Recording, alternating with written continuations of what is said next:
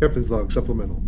The universal translator broke, and my communications officer only speaks Cantonese. So now, we've been figuring out common multilingual tongues that everyone speaks, so we can play the universe's worst game of Whisper Down the Lane and figure out what Lieutenant Lau needs to fix the damn thing. I had a meeting with the Klingon ambassador earlier today, too. I know some of the common exclamations because the UT won't even translate them anymore. I guess they've made it into our common dialogue. Now that I think about it, it's weird how much exclaiming they do.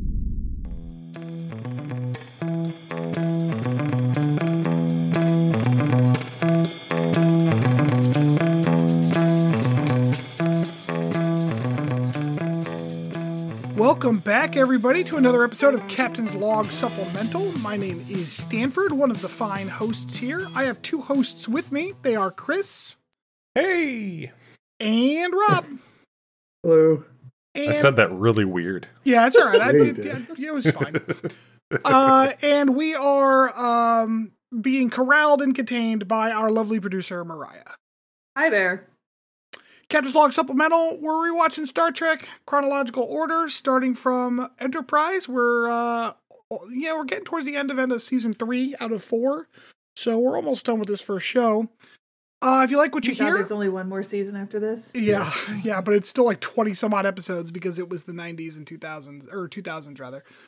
I don't know if it makes you feel any better, but the online consensus is that season 4 is the best season. Okay. Okay. If you like what you hear, unlike me, go ahead and give us a rating. 5 stars, if you please. We are 5-star people. Give us a review. But more importantly, tell your folks about us. Tell your friends. Tell your groups. Tell your spouses. Tell your children. Have your children tell their teacher. That works out pretty well, it turns out. Yeah. Shout out to the nice woman I met at the Meet the Teacher Day the other day, who said she listened to the podcast. I'm sorry I did not get your name at the time. I was in a bit of a rush because we had like 20 minutes to do everything. But yeah, thanks for saying hey and support the podcast. We'll if you flag down one of the Emmerich children, we'll and give them your address. We'll send you a coffee mug. Absolutely. Captain's Log Supplemental coffee mug. You're our first organic listener that we know, like, vaguely, so congratulations. Which means you have to listen from now on. Like, you're going to be guilt-tripped into it. We're going to have Chase or Miles ask you check about up it all on the her. time. Yeah. That's too much pressure. Feed the kids questions. Just to like quiz her to see if she knows. Give a little pop quiz.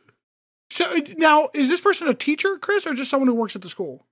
I think they work at the school. I don't know if they're a teacher or not. Hey, if you're a big Star Trek fan, let us know. Like, we'll interview you. We'll find all this information out. This is getting creepy. I'm going to move on. So, I don't think I came with any banter this week. Oh man, we used up all our good banter pre-recording. Yeah, what were we talking about? Passing out with blood draws. Oh yeah, blood draws. Maybe I'll just cut all that in because it was good talk. I don't think I was recording that. I was recording most of it. Damn it! Uh-oh. We should just try to have the conversation again organically. Oh yeah, that always works out well. Yeah, that works out real great. I like to watch people stab me.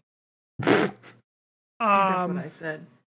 So I guess the DNC just had their DNC, their convention. The Democratic National Committee just had the Democratic National Convention. And I guess like each state during roll call. The same?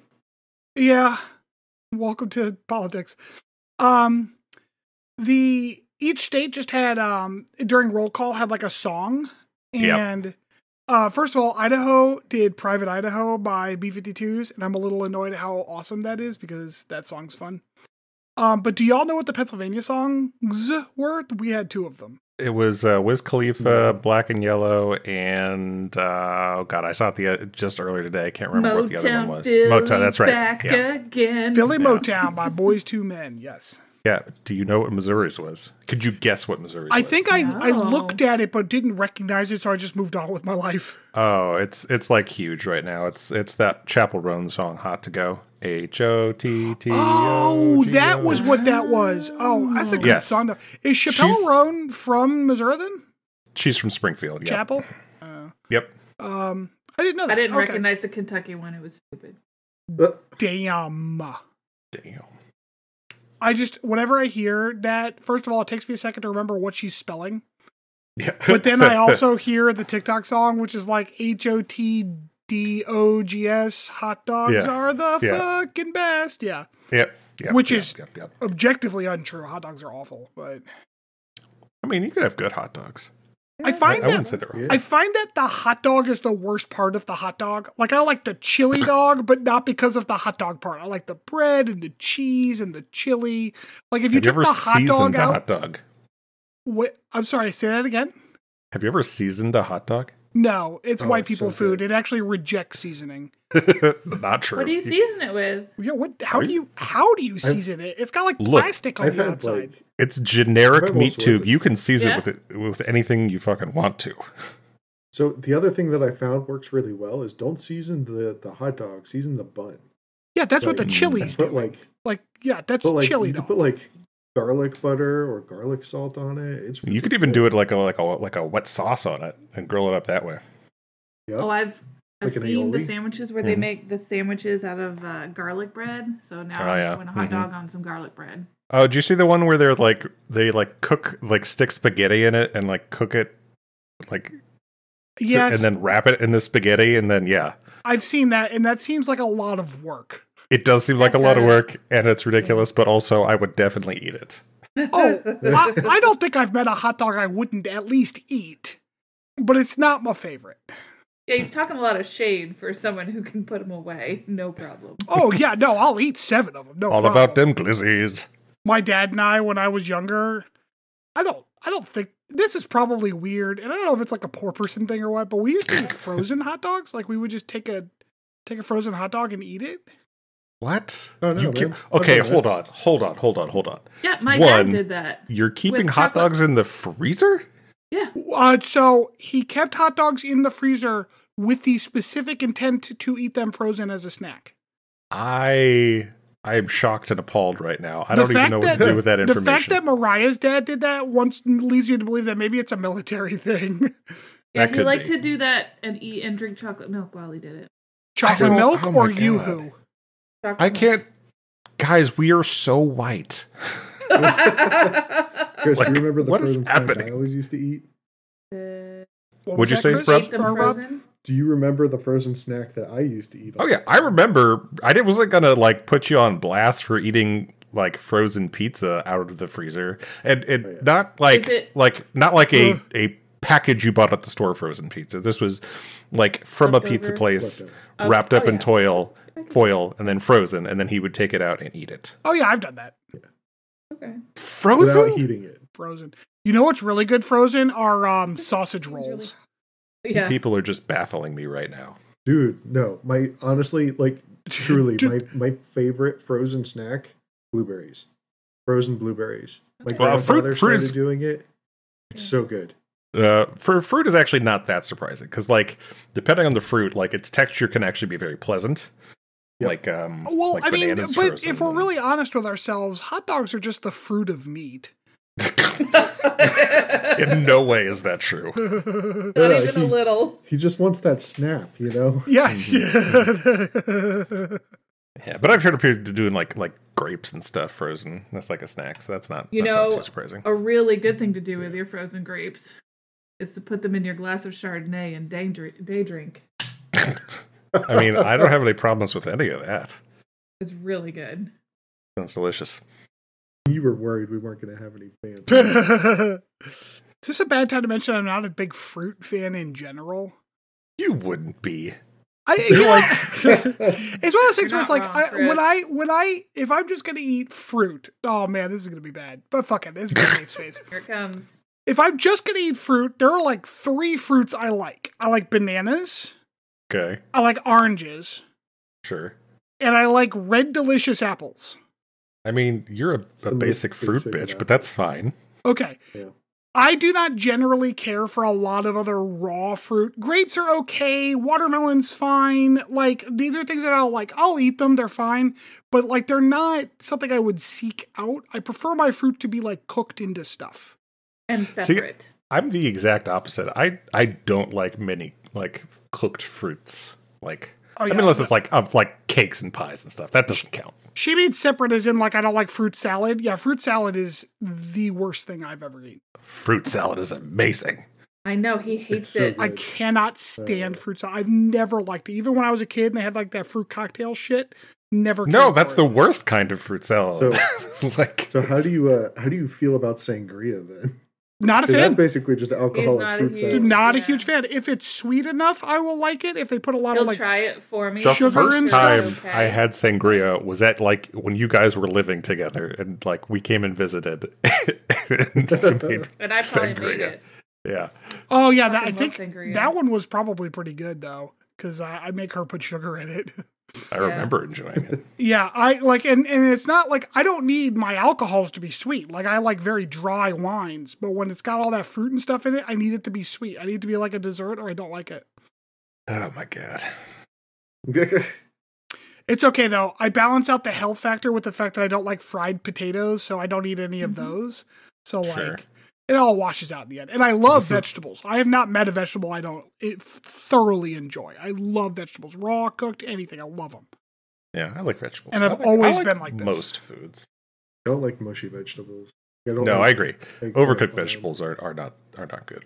Oh man, overcooked ones are good if you put a little hot sauce in them. Oh, so good. It's one of those things where it's like, I don't think there's anything that hot sauce doesn't fix. Sure. All right, so Enterprise.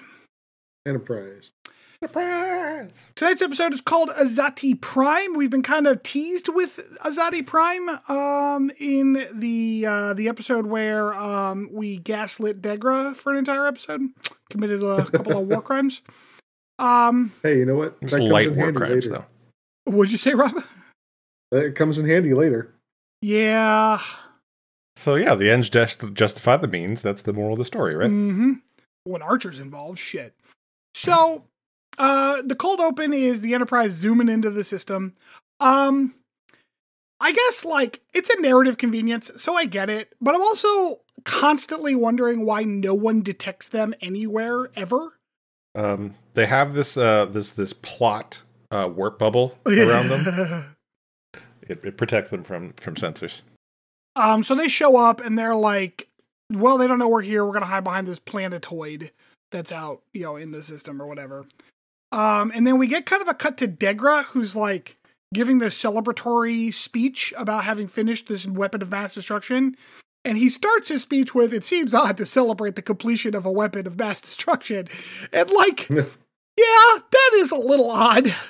But then he starts going on and on about like, never forget your homeland and stuff. And it's really weird because it's not like they're taking Earth to live on. Their planet's been destroyed. There's not really a homeland left. Yeah. So I'm not sure, like his speech was very defensive, which is odd considering that they are objectively the aggressor in this conflict. Yeah, well, I mean, they're the aggressor because, so, which, by the way, this is the whole motivation for the Xindi attacking the humans is wild to me because it's just like it's only ever explained that some dude told us that you're bad. So she told them it was a lady. Yeah, she. We don't know who that is, but we got a pronoun. Small trivia note here: the drinking glasses that were used by Degra in this scene were apparently sold off on an online auction. They were previously used in several episodes of Star Trek Deep Space Nine, where they were used in corks. So I thought that was interesting. That is interesting. Anyways, Faith of the Heart. We come back from the credits to view a reptilian. We get a lot of reptilian in this one, like him talking and stuff. I can't help but notice that he looks like a shittier version of the like warlord alien from Galaxy Quest, whose name escapes me. He's complaining at Degra about something. I actually don't have a note for what this scene was about. So another small trivia note here. This reptilian guy, actor was Scott McDonald, who had actually played apparently a number of small roles in various Star Trek series, as you know, their B players are often do.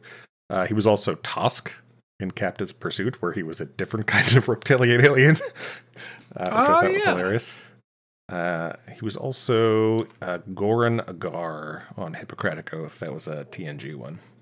And Sub-Commander Nivek of on Face of the Enemy. I've got the pop-up video jingle. Pop-up video. He was also an ensign on the Caretaker episode. Voyager. Anyway. Okay. Well, that'll nicely cover for the fact that I don't remember what the scene is about.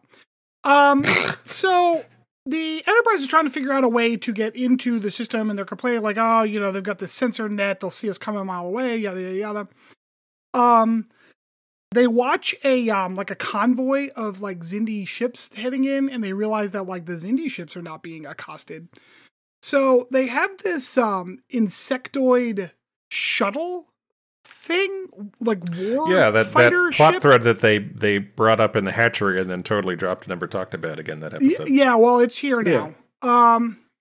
Trip and Travis are basically like, we got this motherfucker shuttle here. We can take that in. And Archer's like, all right, we can try that.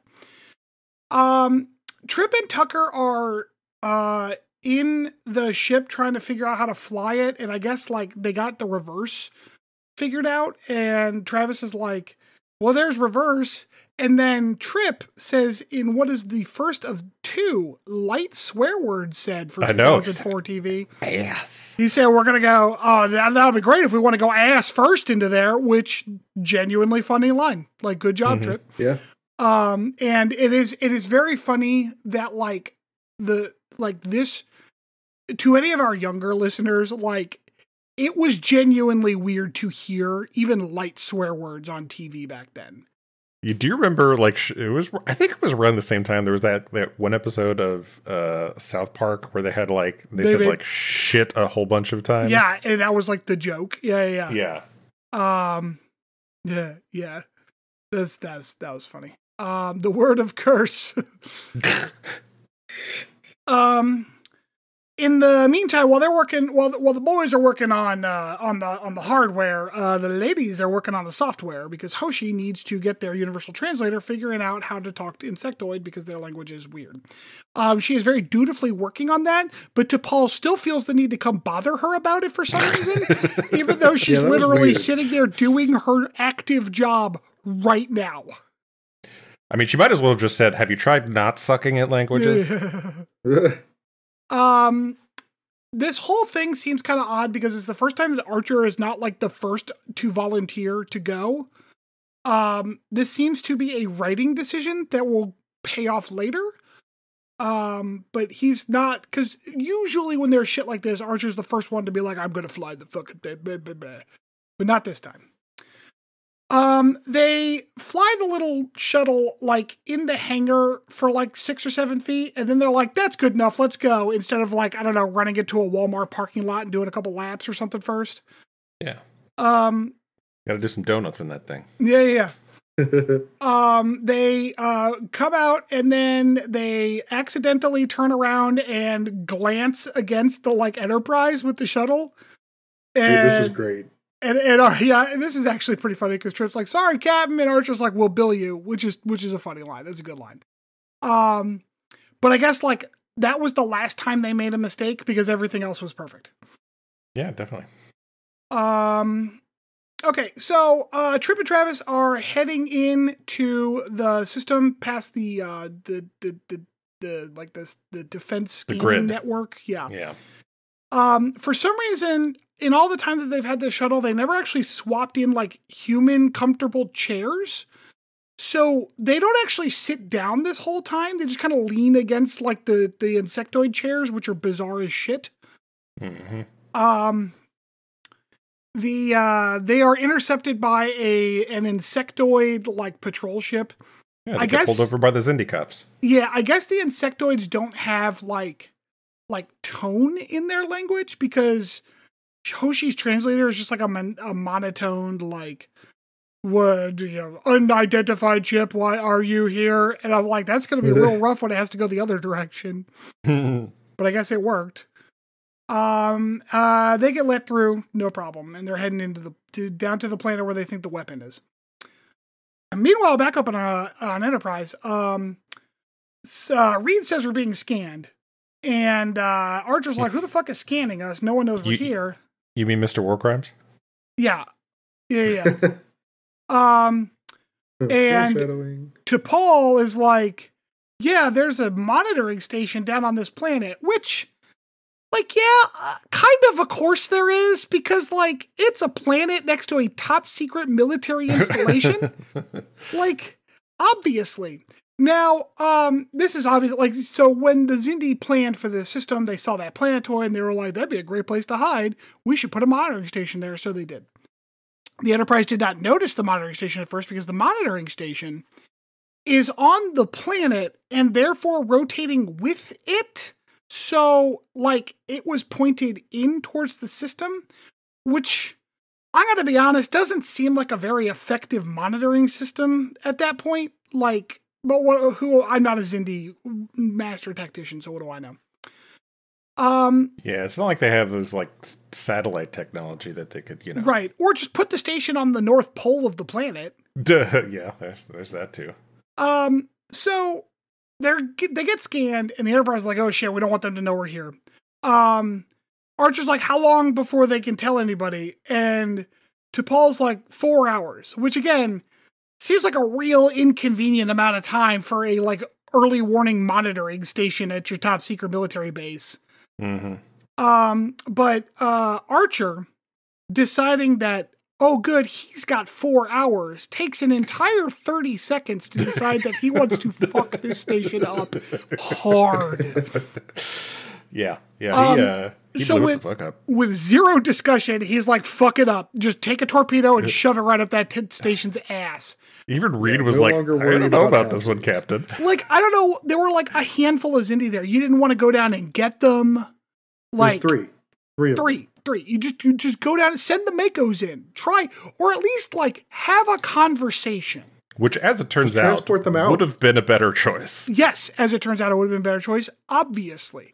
Yeah, transporting them out would have been fine, but maybe they're still worried about that shit, or maybe they got some kind of shielding or some nonsense, but like, at least have a conversation. At least talk to everyone first. You've got 4 hours to figure this out. 30 seconds later, torpedo. Pretty good effects on the torpedo, though. Not gonna lie. It was a pretty good little explosion. Meanwhile, Travis and Trip are heading down into the planet. The planet is apparently a water planet, and the weapon's energy signature is from underwater. Given that one of the species of Xindi is aquatic, this is not a big surprise. Trip says that they need to go underwater, and then he says, all right, let's go. Negative Z-axis 10 degrees. That sentence doesn't make any sense to me, and it hurt my brain because I had to stop the video and try to figure out the fuck he meant. I assume what he means is like declinate the ship by 10 degrees, but they have a whole mark system for that. Like the whole, 0 mark 270 or whatever that would, or 350. Anytime you put negative in front of it, it just means go underwater. Didn't you know that? Yeah, I guess. But also, axes don't have degrees. That's like the whole point. Okay, I have a more important question. Okay. Why did they enter the water at high speed? Because cool. that seems really dangerous. It was cool as shit. What the fuck? Like, that's... the little spindly part folded down before they hit the water. They'll be fine. Yeah. It's the future. So unlike in our primitive modern day, the very complex, large, high traffic Xindi military base does not have any kind of traffic control system whatsoever. You just fly willy-nilly, almost hit the aquatic pedestrians that are nearby. The Xindi manatees cracked me up, man. That was awesome. They just flew right into like little tridents. Yeah, and they just flew right into like the weapon itself, and they're like, "Oh, you gotta check this shit out." All right, so they're like, "Well, we kind of get back to the to the Enterprise as they're on their way back. This is where I asked, so what's the plan exactly once they realize that station was destroyed? They don't have one. They get back and relay this information to Archer. They're like, yeah, we think a couple of torpedoes could blow up the weapon, but in order to get close enough, you're basically going to have to load the torpedoes onto the insectoid shuttle, fly it into the weapon, and blow it up. That's a one-way mission. Travis, who is apparently suicidal. Everyone on this ship is suicidal. Leaps at the chance to do this. He's like, pick me, Captain. I'm ready to die. That's not Travis's accent at all. That was Trip's accent. But like that energy.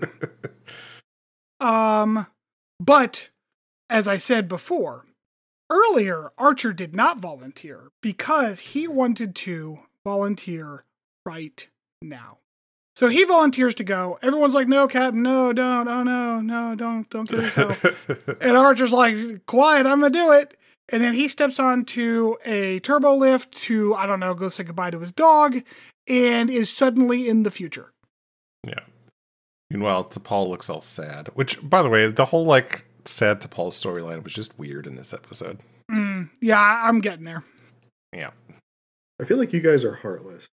No, I'm sorry. I'm not heartless. I just expect a character that is established to have a certain level of composure in extraordinarily like rough situations to either maintain that or have a compelling reason not to. And T'Pol is given neither of those.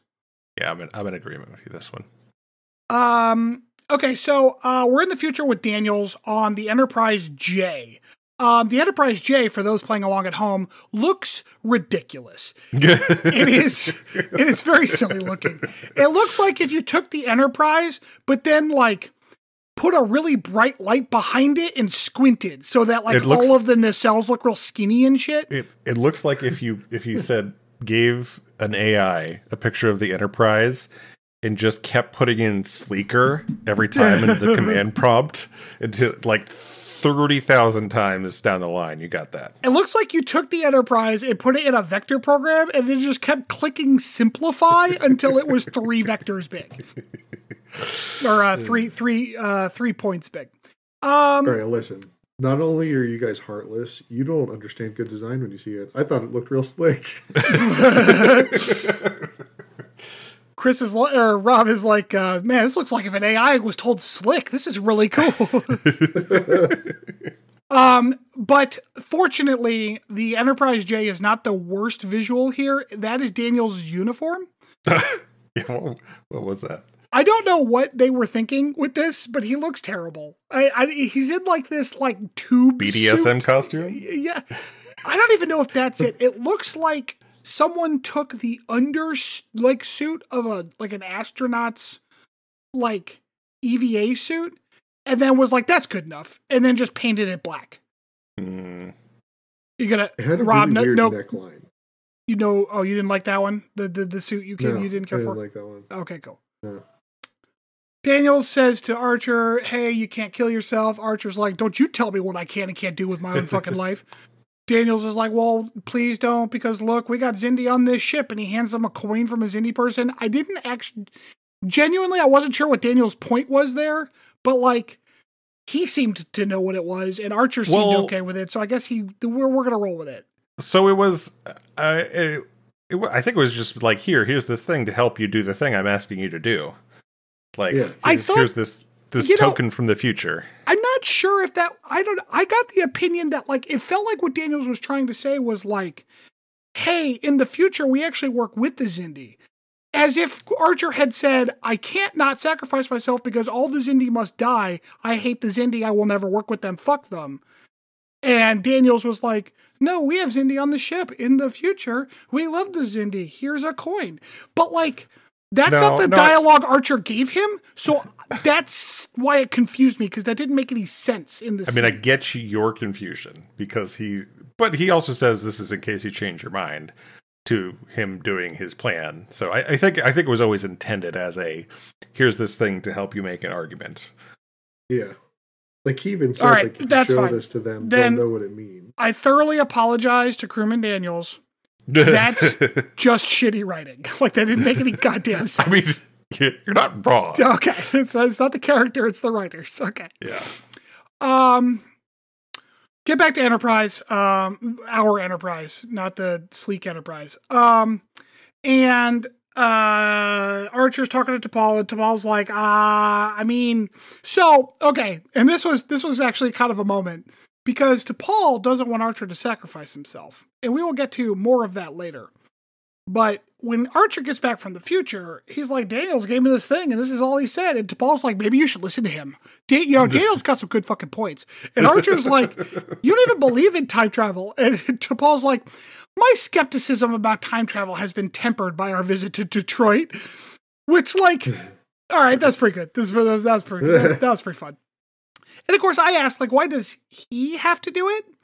Archer answers that question in a few minutes. But this is where I was like, why doesn't he just like let Travis do it or have some extra do it? But we cut back to the reptilians on the planet with Degra, or in like a star post or something. At this point, we can tell that the costume department is really just slapping whatever they find onto people. The reptilian uniforms, like, they squeak a lot because of all the rubber on them. The rubber, like latex stuff, yeah. Yeah, I'm not really sure. Yeah, they're very spooly, too. There's a lot of wire spools going on. Also, this reptilian dude, big fan of war crimes as well. Oh my god, he loves war crimes. War crimes are pretty much his breakfast. Yeah. He eats a bowl of war crimes every morning for breakfast. There is a sloth here, one of the Arboreals indies. He has 5 belts, so he's got it going on. This is your belt rank. I didn't make that up. Some Rob found that on Memory Alpha. Yeah. Like they say that. Oh really? Yeah, even though man, I couldn't remember. I didn't remember that. Yeah, that's a real thing. That's a thing that everyone agrees to. I don't know that it's ever actually stated.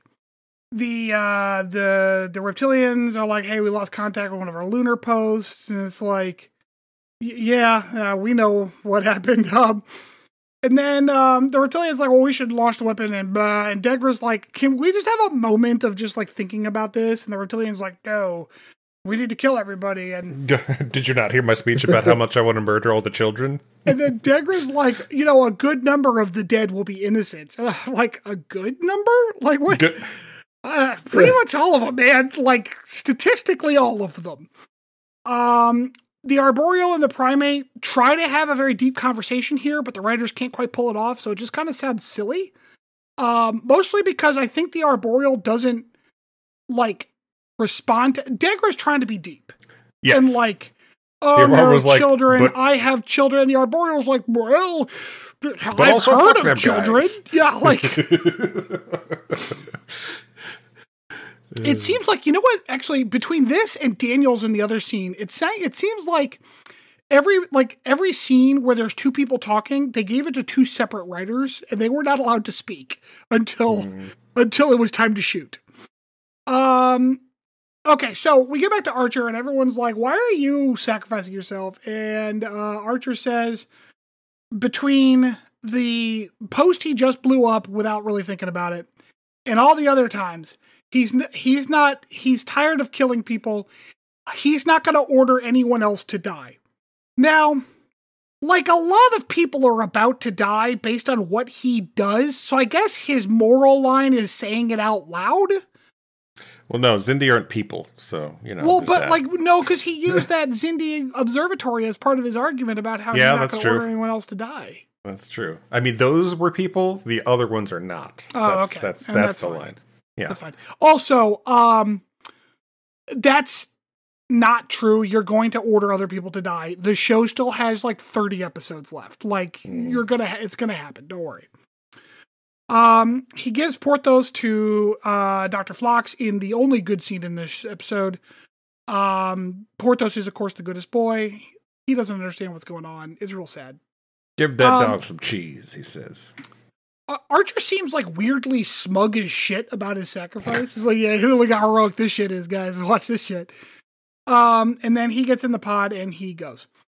T'Pol is left in command. T'Pol cannot contain herself.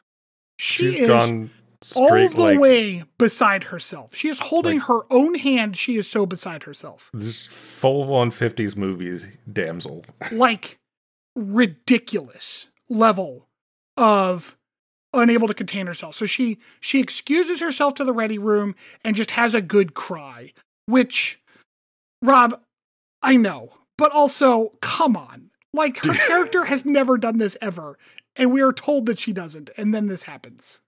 It's like, I will say the thing about Vulcans that we learn is that they still have emotions.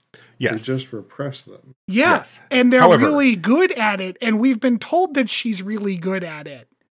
Also, like, we've seen other Vulcans, or at least half Vulcans with emotion.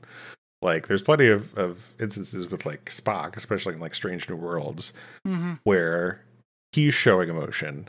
But there's always a lot of buildup and good reason for that. Like... Yeah, we don't get, like, it would be more excusable if it was her doing this because Trip was about to die. Yes, exactly. 100% agree. We had been given a build-up with their relationship over the past, like, 3 or 4 episodes. This is super high stakes where they are right.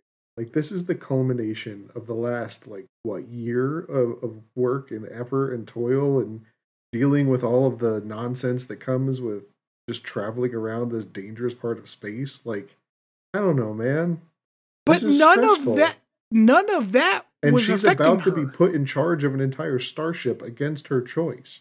None of the other bridge crew who know him well, like Trip's not crying in a corner. Like, but that would be okay. He's a human. None of that other stuff has been affecting her. It's just when Archer's like, I'm gonna die now, which, mind you, this is not the first time. So I don't know. It came out of left field. Yes. I think that her discipline as a Vulcan is very inconsistently written in like 3 very specific episodes this season. I also don't think it accomplished anything. I agree with that too. It didn't really move any plots forward.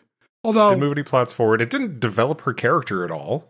Right. Like nothing happened. Like no emotions. She just pouted for a third of the episode, basically. You guys are heartless. Archer splashes down into the water, comes around the bend, and gasp, the weapon is gone. And that's when he is intercepted by some Xindi ships. Apparently their phasers work underwater, which is a thing. And he is captured. Trip goes into T'Pol to find her sulking. And she doesn't want to, I don't even have words. She's just so upset that she's decided to not do her job. So Trip is there to try to cheer her up. At a very important point, not do her job. Tell her to do her job. She's like, get out. Yeah. See, and again, like, it's the outbursts. That's the part that she has been famously good at controlling. Yeah, even when she does show emotion, it tends to be like restrained emotion. Mm-hmm. We get back from commercial break. Oh no, this isn't commercial, just a cut. But we get back from a cut to watch Archer getting punched, so that was fun. Archer's getting punched. He's trying to be all brave. The reptilians are doing some shitty torture. This is a very silly scene. Like, it's so silly. It's very fucking Archer's like roundabout bird. Dude, it was so good. I was like, all right, the walnut brain joke was pretty good. That was a pretty good joke. Because he's like, on our planet, the mammals are in charge, and we had reptiles in charge for a while, but they all got wiped out. Probably because their brains were the size of walnuts. Which, fun fact, is not actually accurate, but that is still a fantastic burn. There was like at least 15 seconds of lead up to that too. Like, yeah. Your whole fucking story. And then after that punchline, he kept it going for some reason. Yeah. Okay, T'Pol, taking a note from Archer's captaining book, decides that she also has to sacrifice herself. Yeah. So her plan is to get in the shuttle pod and go into Xindi space and offer a diplomatic solution. Maybe it'll work because she's a Vulcan. Yeah. Nobody else agrees with her, but whatever. Captain Archer says, I need to talk to Degra. Tell him this. Degra's like, fine. Or the reptilian finally gets Degra. Degra comes in and is like, how do you know me? And Archer didn't go, war crimes? So he's really keeping it kind of cagey. Hmm. He explains that he knows Degra. He proves that he knows Degra because Degra's wife had like a miscarriage that he remembered. And he mentioned this miscarriage, and Degra's like, oh my God, I haven't told anybody that. We're best friends now. Then there's some kind of gaslighting going on. Probably Archer gaslighting Degra, but I'm not 100% sure on that. The scenes I don't think there was any gaslighting. He just didn't like really tell him how he got the information. Yeah, I guess that was kind of it. Degra goes and talks to the reptilian about it, and the reptilian is not convinced. He's like, did you hear my war crime speech? Yeah. This is where, because they're talking about her, she said this, she said that. Right. And what they're talking about is the sphere builder person that has given them access to time travel and whatnot. This is the moment where I'm like, wait, hold on a second. Let's take a step back. What exactly is the sphere builder's plan? It seems like they want to convert our space into oatmeal space. Their space. Is the oatmeal dimension not big enough for them? Like, what? Why? That seems like a lot of work. But it's not. I mean, it's not the right temperature of oatmeal is the problem. Can they just up the temperature of their own oatmeal? Why are they going to make more oatmeal here? No. Remember, just nuke it a little bit. It's got to be like right when you're cooking it on the oven, when you've got a lot of water in it so that it boils up enough that it like starts overflowing from the pot. Like that is the ideal oatmeal for sphere builders. Oh, and I guess if it gets too cooked, then they can't do that anymore. Right. I gotcha. All right. Well, joke's on me. I'm not a transdimensional sphere builder. Yeah. The reptilian comes to yell at Archer again. Archer's like, man, the reptilian's like, we're blowing up your ship. Archer's like, you son of a bitch. And he actually says son of a bitch. And again, this is number 2, 2004. Pretty racy. That's some spicy TV right there. Said the B word. All right, Act 4. Degra buys it. He's convinced. He is down to help Archer at this point. Mm-hmm. Yeah, at least they did set that up a bit at the beginning and in previous episodes about his his somewhat trepidation about murdering tons of people. So Archer tells Degra, I guess at some point, about the bioweapon that the reptilians were making in the past to Detroit. Yeah, off screen. And the Degra's telling the Arboreal this, and the Arboreal's like, how would they get to the past? And I have the same question. We don't get an answer to that, but it happened. No, it's she did it. So like, maybe she gave it. Yeah. So T'Pol's like, I'm going in. We're back on the Enterprise. T'Pol's like, I'm going in. Trip's like, what do we do? Should we just keep sending people in, like one at a time till they're all dead? Like, what are we doing here? Which he's not wrong. Like, however, this conversation is cut short because, well, here's where I'm like, why is she so emotional all the time now? So she had another outburst here. But then this conversation. Oh, that's right, because she's like moodily goes into the shuttle pod, but they get a call right before she heads in the door from the bridge. Turns out the Xindi are coming, and the Xindi come to fuck up the Enterprise. They are shooting for the fucking for the head. We get this weird takes pounding. Yeah, we get this weird conversation with Archer and Degra, which is just not good. It's just not useful. Nothing useful gets said here. It's kind of a repetition of stuff we already knew. So I'm not really sure what screen time they needed filled, but they obviously needed something to break up the Enterprise getting fucking rocked, because we get back to that, and the Enterprise is getting the fuck kicked out of it. Yeah, but hull's breaching, people are flying out into space. Yeah, well, we haven't gotten there yet, because first we lose an engineering extra. Then another engineering extra, then a bridge extra, and that bridge extra who falls from an exploding thing gets up, and then a beam hits that same extra again. And it's a rough day for that extra. Like, he was not having a good day. Rip crewman Brad, Chad, and Thad. Yeah. An extra in engineering also catches fire. Oh yeah, which crazy. is funny because you definitely see all like the fire goop on him. Yeah, the fire suit and shit he's wearing. Yeah. So yeah, it's just a bad day to be an extra on the Enterprise, because right as I wrote that note, I look up to watch a hull breach blow like 6 more CGI extras into space. And that is actually the cliffhanger for the episode. Is the Enterprise is all fucked up, still getting shot, and a bunch of extras died. No main characters were even scratched in that whole encounter. They're wearing the plot armor. Mm-hmm. So yeah, a cliffhanger, the first of Enterprise that is not like a season break. So we will catch that next time. So on a scale from 1 to 5, where 0 is threshold, who wants to go first? I'll go. I think this was, just a cromulent episode. To borrow Simpson's word, it was fine. It was like there was some good, there was some bad. It was fine. 3. Okay, Rob. I'm sorry, you guys are brutal. Like I actually really like this episode. I gave this one a 4.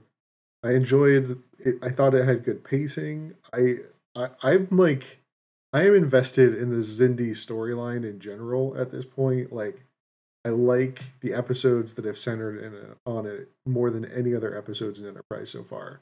If it didn't have the T'Pol nonsense for me, I think it might have been a 4. But yeah, the T'Pol nonsense lowered it for me.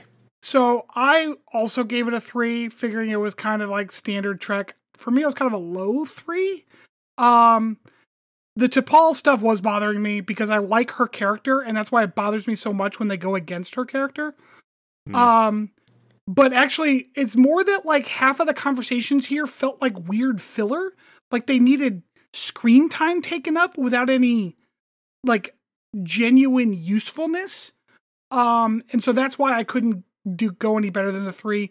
But like, it wasn't so bad that this wasn't just typical Star Trek. Like it was typical Star Trek. It's whatever. So yeah. Sorry, Rob. No, it's fine. I mean, it's better than Hatchery. Maybe part 2 will be better. Maybe. Okay. Yeah, and if we have that nice lady that Chris's kids tuned in on the podcast, maybe I'll have someone else on here that actually likes Star Trek with me. Hey, I swear I like Star Trek. IMDb gave this episode a 5. That does not surprise me. 5 out of 5? Yeah, I've adjusted it for our scale, so I gave their lowest on IMDb a 1 and their highest a 5, and then just mathematically scaled in between. So, yes. Among the IMDb ratings, this is in the top, 21% or whatever, or 19% or whatever. Like, I think it's... Like, I think as a cliffhanger episode, I think it does a good job of that. Like, it's like, oh my god, the ship's blown to fuck. You know what? Like, I agree, except that, like, I've been burned by this show with this ship before, so my only assumption is that, like, none of those deaths are going to stick. It's just going to be some, like, time travel wishy-washy bullshit afterwards, and we're not going to worry about them anymore. But they're extras. They can die. It's fine. Haven't you watched this before? Yeah, but, like, I like to remember things that I enjoy, so I don't remember a lot of this show. Yeah, most of the time when I'm watching the show, I'm like, oh yeah, that's right. Yeah. It's like, oh, that's right. They're going to do a war crime on Degra. I kind of remember that. Yeah. So, all right. Well, when we come back, we will have a potpourri. No, not a potpourri. I'm sorry. Deep dive. I have deep dive next. All right. All right.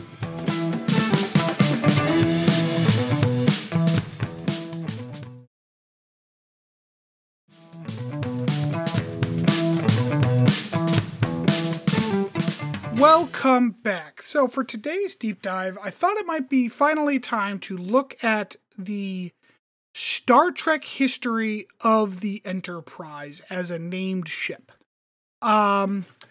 This obviously is, as we talked about in the Going to the Future with Daniels thing, they talk about the Enterprise J.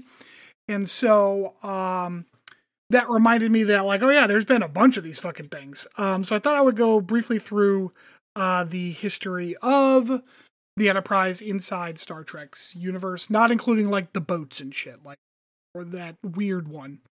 That it's starting with this one. Okay.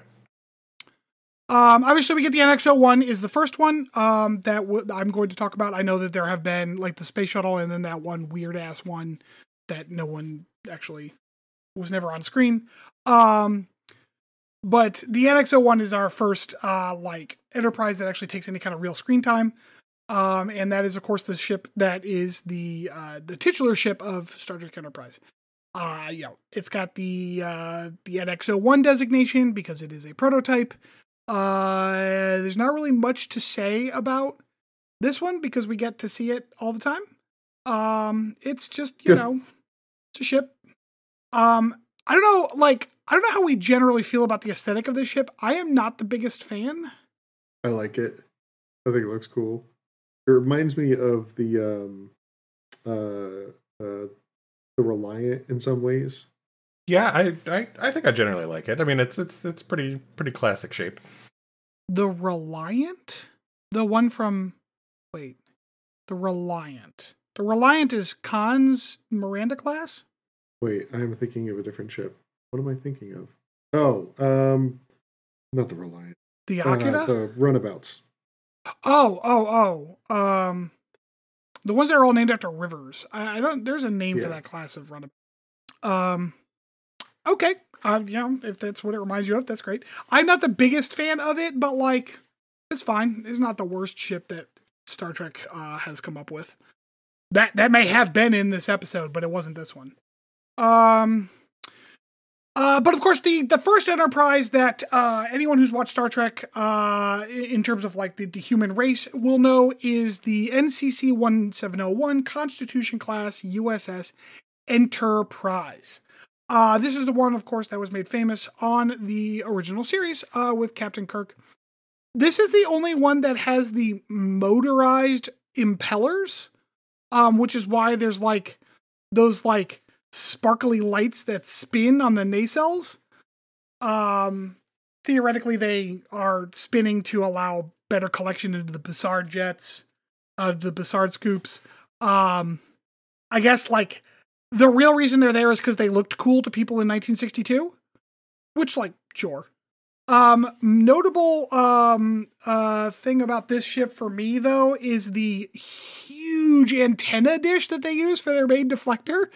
Cause it's like, it looks like a communication satellite dish that they just kind of slapped onto the front. I like that it's gold for some reason. The dish? Yeah. Yeah. It felt very like 60s sci-fi. Mm-hmm. Yeah. And it was. This is a ship that was in the original series for all 3 seasons, as well as the animated series for those 2 or 3 seasons.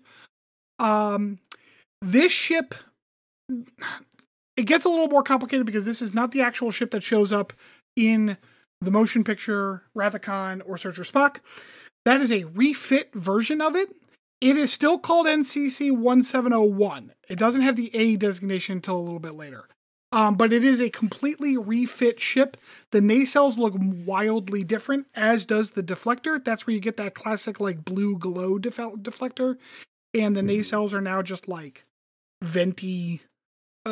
like they have vents on them, not like a tall coffee, not like a large coffee Starbucks. For Starbucks. But they've got like vents on them and stuff. I like this one better. I understand the classic like 60s feel of the original one, but I thought that the refit looked nicer. I love the refit. It's one of my favorite designs. Now, of course, I'm not a big fan of of all the ships in Star Trek, the Federation saucer plus nacelle ones are not generally my favorite. So like there's that kind of caveat, but all of them. It's a lot of them. I like how the Miranda's set up, right? Like I like the Miranda. That's definitely my favorite of the Federation ships. I like the Akira, like the lower profile nacelles and stuff. What about like the bruschetta?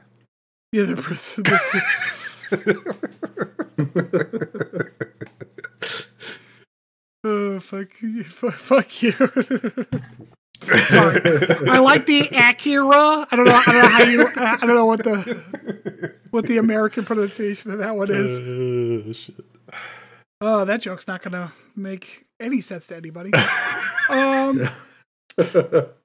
So they refit the Enterprise. There was a whole conversation by Decker in the original motion picture where he's like, it's basically a new ship, wearing the shell of the old one, new systems, everything was refit. It's just a whole new thing. It is actually such a substantial refit that it is considered a Constitution II class. Okay.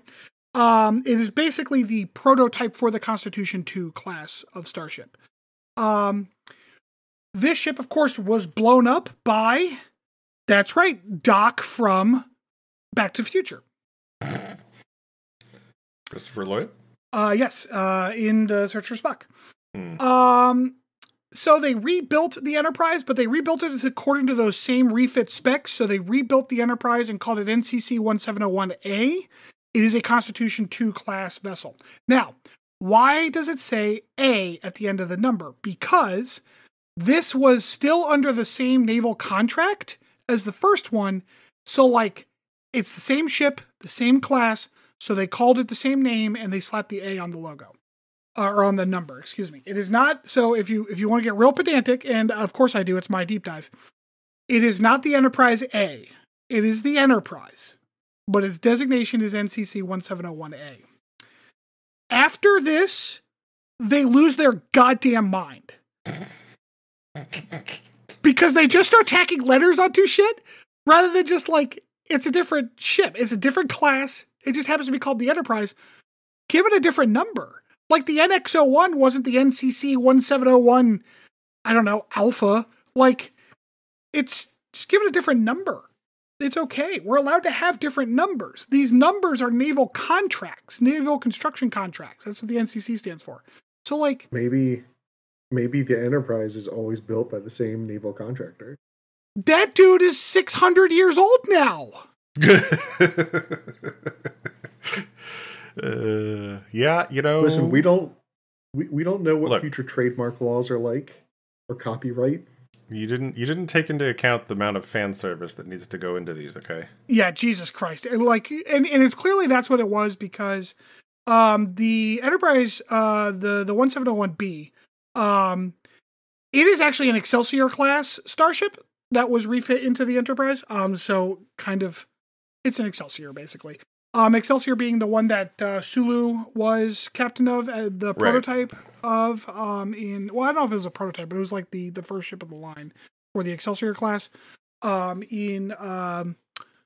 he show up on that in Search for Spock? No. That was in Star Trek 6, Undiscovered Country. Because in that one, we still had the Constitution II class Enterprise. The Enterprise B, as I just said, was a refit Excelsior class. It was captained by none other than Chris's dad. What's that actor's name? I can't remember. The captain's name is John Harriman. The actor's name is Alan Ruck. That's right. Yeah. Yes, my father looks like the guy from Ferris Bueller's Day Off. Yeah, I don't know if he still does, because I haven't seen him in a long time. But when I first met your dad, I was like, Jesus Christ, he looks just like that dude. Yeah, you were not the only one to say that.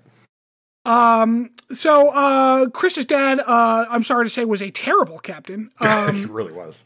So the Enterprise B was on its kind of it was on a christening tour of the solar system. It went out into the solar system. There was a distress call, and it was rescuing some Ilarians from the Nexus, but it got hit and Kirk went into the Nexus, and that's what started the whole Generations movie. Yay, Generations. So, after B, we get C.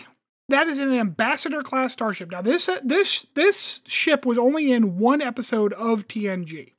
I don't know how much y'all remember about this fucking ship. Nothing. Not a lot. Okay. Wait, which one was this? The C. Was this the one that gets thrown into the future? Yes, but it wasn't supposed to be. Right. Yep. The C is, it's funny because as much as I don't care for the general archetype of Federation ships, this one actually isn't too bad. it looks, whoever did this did a good job, because it does look like an integral step between like the old versions of the Enterprise and the Enterprise D, which we're going to get to soon because that was what was in Next Generation. It still has a rounded body, but the nacelles are more like the D, although it's got this weird blue stuff on top. And the saucer section is still very round. However, it is like a little more flattened, much more akin to the Enterprise D. Cool ship, seen in one episode, never heard from again. But for some reason, popular enough that I had a Micro Machine version of it. Nice. Okay, Enterprise D. I assume this is Rob's favorite ship ever. This is obviously the titular, well, not titular. This is the primary ship on Star Trek Next Generation that we all know and love. Yeah. Galaxy yeah, you know, they badmouth it in Picard, the design of it, but I always enjoyed it. I do like this design. I think my favorite design for the Enterprise as a whole, though, is the Constitution from the Kelvin timeline. I think those look really slick. Yeah, they so the Kelvin Constitution, which I was not going to go into the Kelvin line stuff, but the Kelvin timeline Constitution is very similar to the refit, but like, yep, if a modern person had made it. Yeah. So yeah, I agree. It like, I actually don't hate that kind of modern take on that general design that is in Strange New Worlds as well. Yeah, that's also really good. Yeah. Of the primary timeline Enterprises, I think E is my favorite, but D is probably next. I like D because... Yeah, you do. Yeah, there it is. So I really like D. I like D a lot. No, the reason I like the Enterprise D is because it was different enough to be kind of unique. It wasn't just like another standard fucking thing. It had like, you know what it reminds me of? It reminds me of what the Batmobile looked like in the 80s Batman movie. Like, it's got this kind of like 80s feel to it in a way that I think is kind of cool. Instead of circles, we have ovals and eye shapes and stuff. I like it. I do too. Yeah. Yeah, I think it's my favorite. TNG has the Enterprise D for the whole series, but when they get into the movies, it obviously blows up in Generations. So in First Contact, we are introduced to the Enterprise NCC 1701E. Yeah, now that one has a very good time too. Nothing bad happens at all. Yeah, sure. So I like the E because it looks just like a beefier version. I think the E is a good ship because it looks like a good concept of like, oh yeah, they took an idea and then just made it more technological in the future. Like, it looks like, because it's 20 years after the D or whatever was made. So like, it looks like that. It looks like slightly more futuristic, but still like keeping the same design principles and stuff. I thought it was a nice looking ship. Yeah. No arguments here. Then we get the Enterprise F. Do either of you know this one? Oh, I can't recall. What is this from? Did you ever watch Picard, Rob? Oh, no. Okay, so... No, not yet. Okay. The Enterprise F is an Odyssey-class starship that shows up in like 2 or 3 episodes as part of the Frontier Day celebration. Right. We see a couple scenes of it. It looks all right. It took what I liked about the E and made it worse, so I'm not the biggest fan of it. Yeah, now pointing the cells. Right, so like, because where the E looked like a nice, understandable, interesting technological upgrade, So like, it looks like somebody's strapped nacelles to a shovel. Yeah, this one looks more like someone took that idea and was like, let's do that again, but like, it's when you over sharpen an image and now everything's getting too weird. Enhance. Rob, do you like love it? I don't know. Not in particular, no. Oh, okay, because you and I usually don't agree on this stuff. The pointing nacelles are very weird to me. We don't really know much about its it's like service record because this all happened before Picard. So, then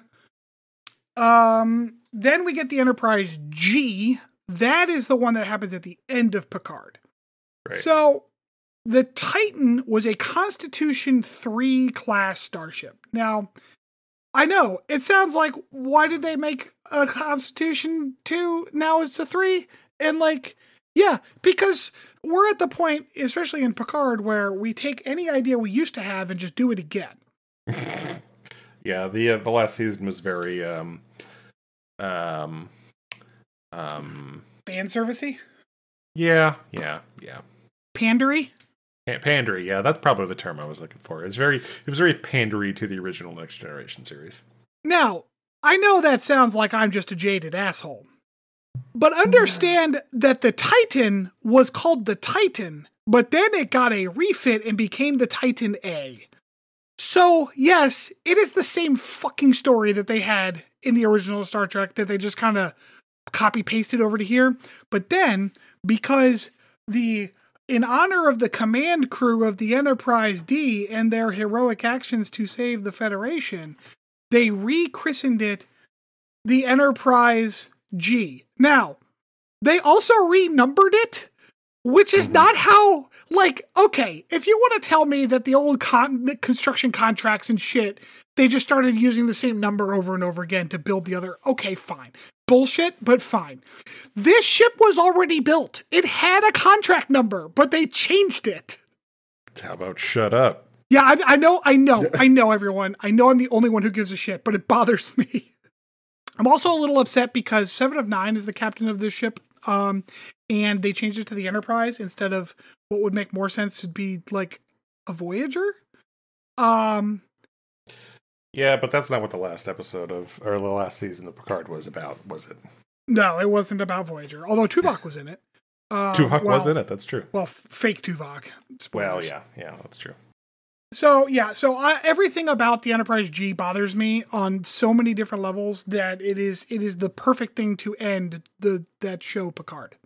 The article about the Enterprise goes into some alternate timelines. It talks about the Kelvin timeline. It talks about Strange New Worlds.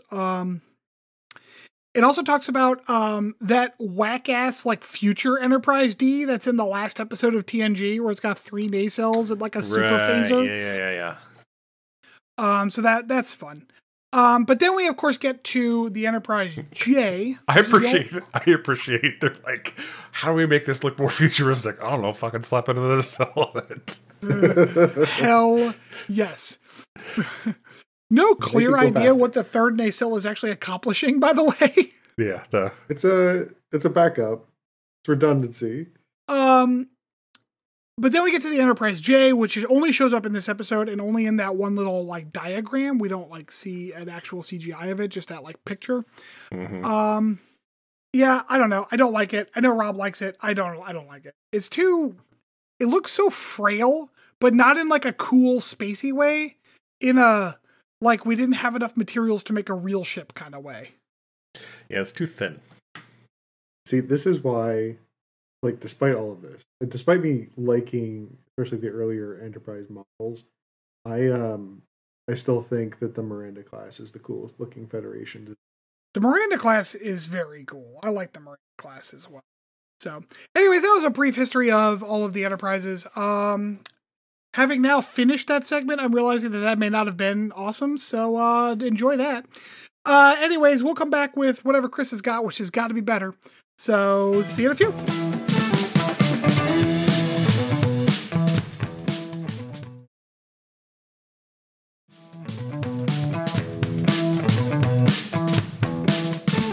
Welcome back, everybody.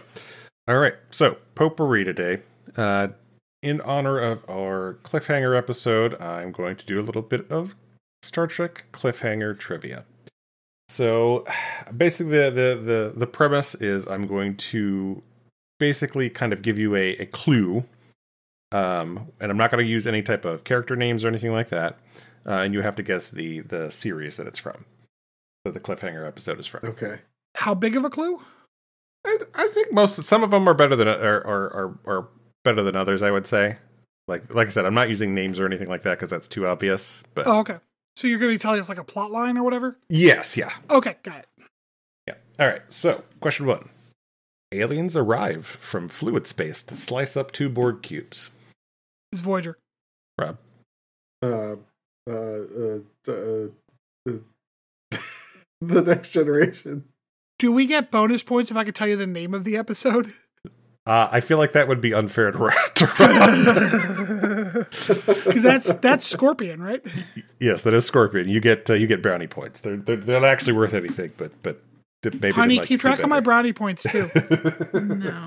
It was Voyager, and yes, it was Scorpion Part 1. Stupid fluid space. Oh yeah. Yeah. No. Yeah, as much as I hate on yeah. So here's how is that where the sentient torpedoes come from? No. There were 2 of those, and they came from different places. No. Yeah, so you know how like in space there's nothing, Rob? It's like a vacuum minus some like little particles here and there.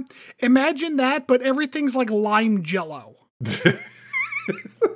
That's like the opposite of space.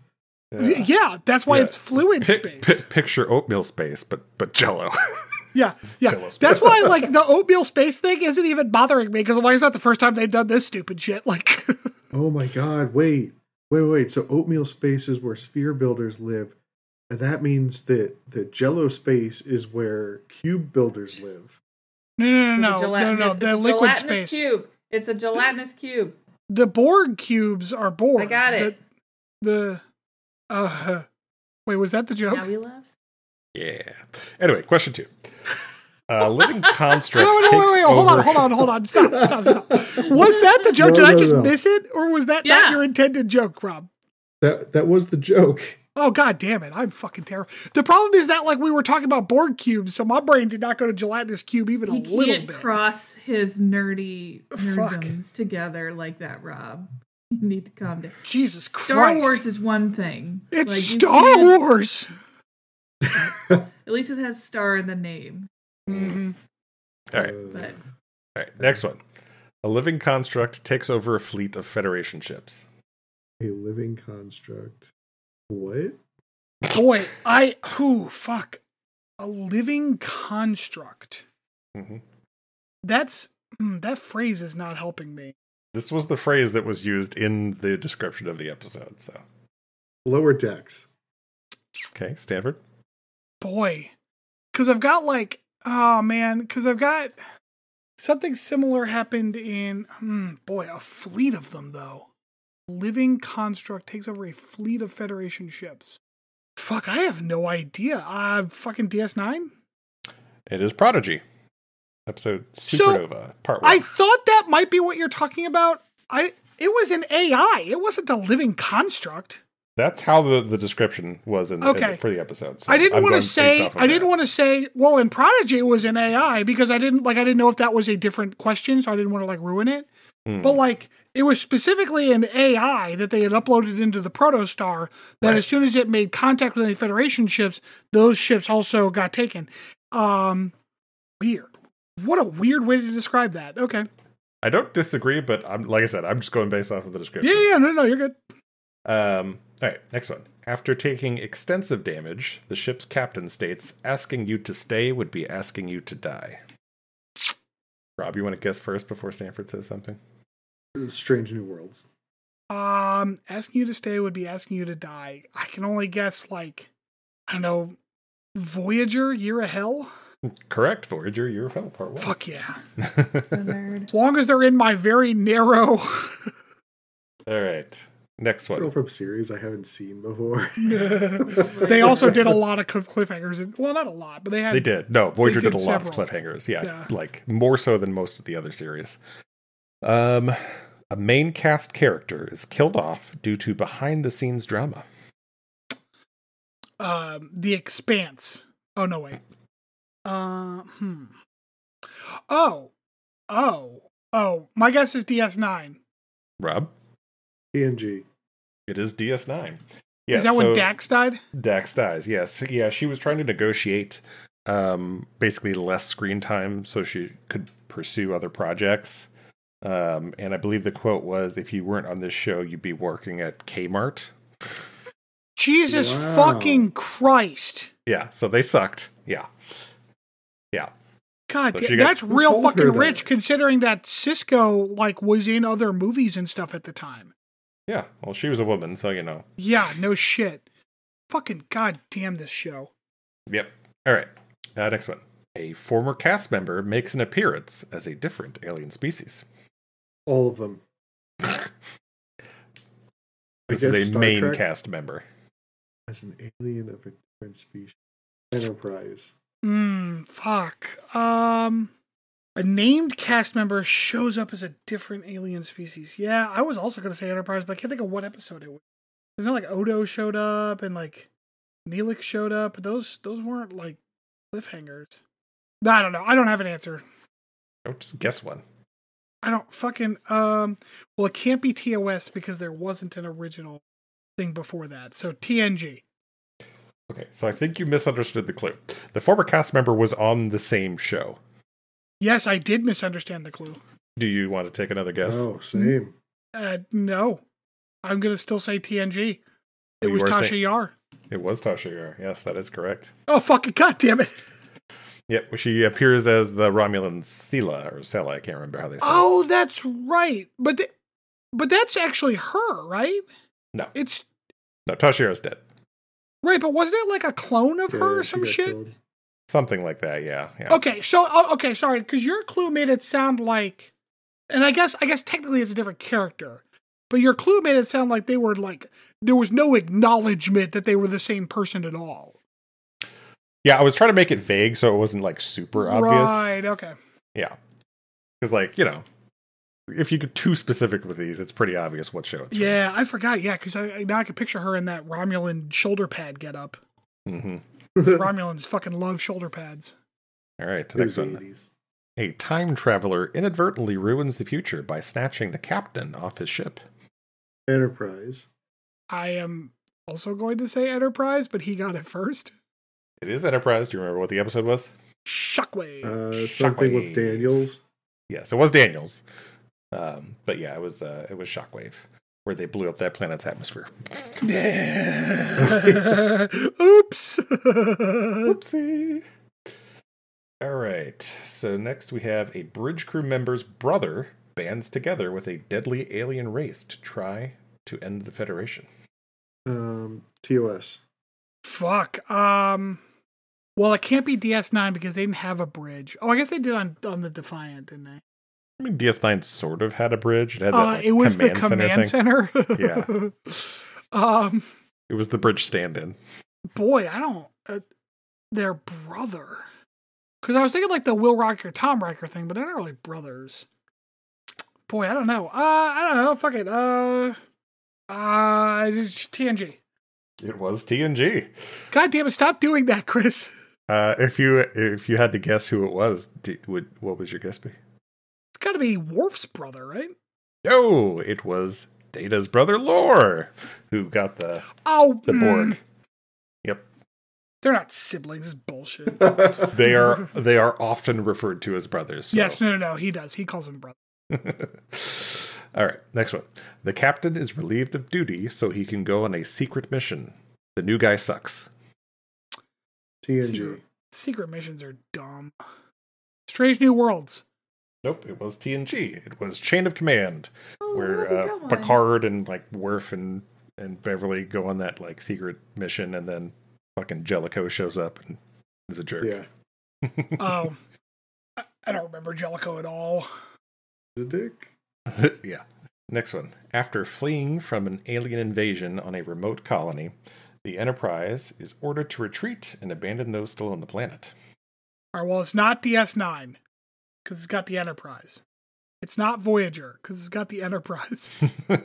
Yeah, I have narrowed it down a bit for you. It's not Prodigy or Lower Decks, because it's got the Enterprise. Can you read it again? After fleeing from an alien invasion on a remote colony, the Enterprise is ordered to retreat and abandon those still left on the planet. TNG. Is this Strange New Worlds? Is that Gorn cliffhanger from the end of the... As a matter of fact, it is Strange New Worlds. It is the Gorn invasion. Yep. Hegemony was the name of the episode. Oh, that's right. Sorry, say that word again? Hegemony, hegemony, however you want to say it. I think it's hegemony, but I it's one of those words that I've read so many times. I don't know if actually, like, I know it's a hegemon. Like, I know the noun form is hegemon, but I think hegemony is hegemony. Is it? Okay. Well, that one. All right. The last one. The captain is taken captive and turns against his crew. TNG. Which one is it, Rob? Rob has a strategy. I'm aware. It's the one where Picard gets turned into a Borg. What the fuck is that called? I will give Stanford -1 point if you get this. Come on, Rob. It's like the most famous TNG episode. I know. I'm really it was like the best of the TNG episodes. Actually, I'll give him -1, 2, 4, 5. I'll give him -5 points, and you won. And it was cool because TNG was kind of like a bridge between like this world of the older show and this world of the newer show. So it was like both worlds were in this one show, right? And this episode was the best of both worlds. That is correct. The best of both worlds, part 1. Oh my god. All right, so -5 points for Stanford. Which is funny because the first time, because you're like the captain is taken over, or is like taken by an alien's race, and then he turns against his crew, and I'm like, I could name like 3 episodes of TNG where that happened. Yeah. All right. So let's see. 1, 2, 3, 4, 5, 6, 7. Stanford has 7. Oh, but he has -5, so he gets 2. And nice. Rob gets 1, 2, 3. Oh, Rob wins. Oh, good job, Rob. That felt very earned. Yeah, I'm on board with this. Yeah, my 2 points are the Voyager ones. Rob has no shame here. No. Oh gosh. All right. Well, that wraps up our little trivia. I hope you enjoyed it. And as a reminder, as Stanford mentioned at the top, please rate, review, give us those 5 stars, tell all your friends. It does help us out a lot. And we will catch you next time. Good night. Bye-bye.